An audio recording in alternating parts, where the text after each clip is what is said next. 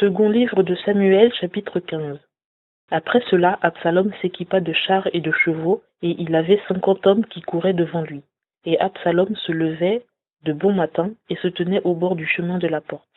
Et s'il se présentait un homme ayant quelque affaire pour laquelle il venait en justice devant le roi, Absalom l'appelait et lui disait : « De quelle ville es-tu ? » Et s'il répondait : « Ton serviteur est de l'une des tribus d'Israël », Absalom lui disait : « Vois, ta cause est bonne et droite, mais tu n'as personne pour t'écouter de la part du roi. » Et Absalom disait : « Que ne m'établit-on juge dans le pays ?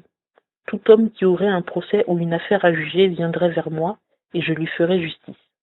Et si quelqu'un s'approchait pour se prosterner devant lui, il lui tendait la main, et le prenait et le baisait. » Absalom faisait ainsi à tous ceux d'Israël qui venaient vers le roi pour avoir justice, et Absalom gagnait le cœur des hommes d'Israël. Et il arriva au bout de 40 ans qu'Absalom dit au roi : « Je te prie que j'aille à Hébron pour acquitter le vœu que j'ai fait à l'Éternel. Car quand ton serviteur demeurait à Guéshur en Syrie, il fit un vœu disant : Si l'Éternel me ramène à Jérusalem, je servirai l'Éternel. Et le roi lui répondit : Va en paix. Il se leva donc et s'en alla à Hébron. Or Absalom envoya des espions dans toutes les tribus d'Israël pour dire : Quand vous entendrez le son de la trompette, dites : Absalom est proclamé roi à Hébron. Et avec Absalom s'en allèrent 200 hommes de Jérusalem qu'il avait invités. Or ils y allaient en toute simplicité, ne sachant rien. Et Absalom, pendant qu'il offrait les sacrifices, envoya appeler Achitophel, le Gilonite, conseiller de David, de sa ville de Gilo. Et il se forma une puissante conjuration, et le peuple allait en augmentant auprès d'Absalom. Alors il vint vers David un messager qui lui dit : Le cœur des hommes d'Israël se tourne vers Absalom.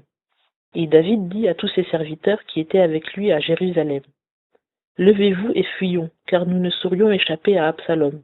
Hâtez-vous de partir, de peur qu'il ne se hâte, et qu'il ne nous atteigne, qu'il ne précipite le mal sur nous, et ne fasse passer la ville au fil de l'épée.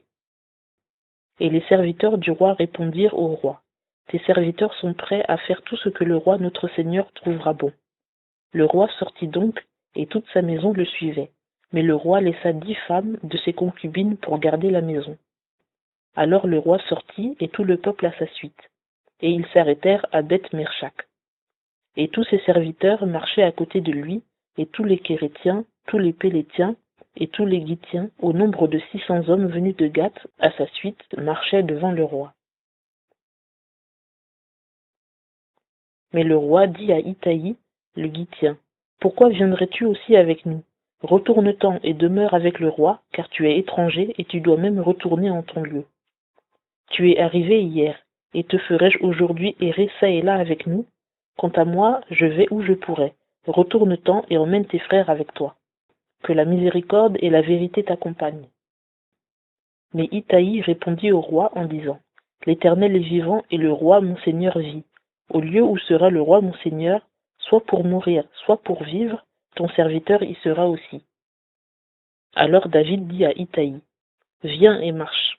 Et Itaï, le Gittien, marcha avec tous ses gens et tous les petits-enfants qui étaient avec lui. Or tout le pays pleurait à grands cris, et tout le peuple passait. Et le roi passa le torrent de Cédron, et tout le peuple passa vis-à-vis du chemin qui mène au désert. Tsadok était aussi là, et avec lui tous les Lévites qui portaient l'arche de l'alliance de Dieu, et ils posèrent là l'arche de Dieu, et Abiathar montait pendant que tout le peuple achevait de sortir de la ville. Mais le roi dit à Tsadok : Reporte l'arche de Dieu dans la ville. Si je trouve grâce devant l'Éternel, il me ramènera, et il me fera voir l'arche et sa demeure.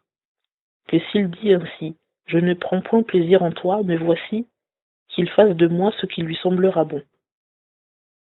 Le roi dit encore à Tsadok, le sacrificateur : Vois-tu, retourne en paix à la ville, ainsi qu'Akhimaats, ton fils, et Jonathan, fils d'Abiathar, vos 2 fils avec vous.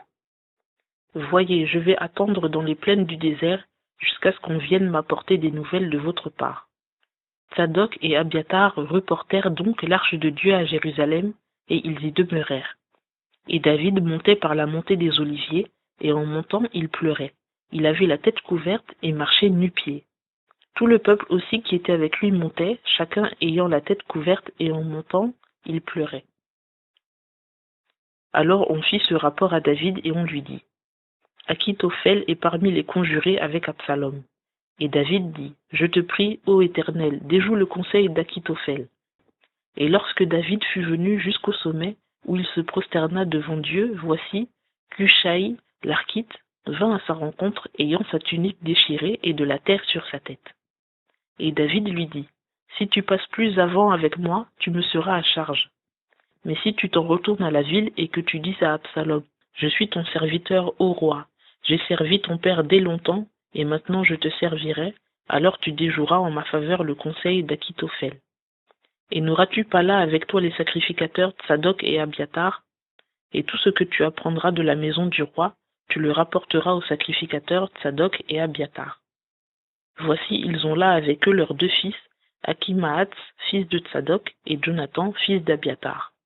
Vous me ferez savoir par eux tout ce que vous aurez appris. » Ainsi Cushai, l'ami de David, retourna dans la ville, et Absalom vint à Jérusalem.